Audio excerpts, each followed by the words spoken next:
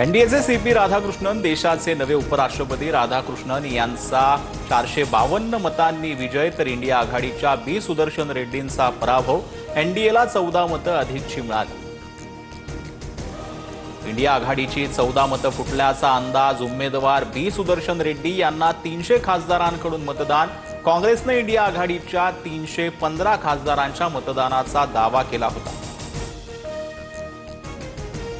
मला विश्वास आहे की सीपी राधाकृष्णन उत्कृष्ट उपराष्ट्रपती असतील, आपली संवैधानिक मूल्य बळकट करून संसदीय चर्चा वाढवतील।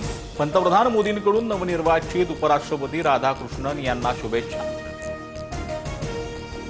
वातावरण तयार करून तोंडावर पडायचं अशी विरोधकांची अवस्था। एनडीएचे मतं फोडू असं सांगितलं, मात्र यांना स्वतःची मतं राखता आली नाही।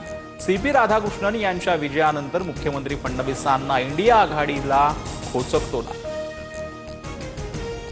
सीपी राधाकृष्णन यांना 25 जास्तीची मिळालेली मतं महाराष्ट्रातील खासदारांची। ठाकरे, पवार आणि काँग्रेसच्या खासदारांची मतं आम्हाला मिळाली। खासदार नरेश मस्केंचा दावा। ठाकरेंचे आमदार मिलिंद नार्वेकरांकडून नवीन उपराष्ट्रपती सीपी राधाकृष्णन यांचं अभिनंदन। नार्वेकरांकडून फोटो ट्विट करत राधाकृष्णन यांना शुभेच्छा।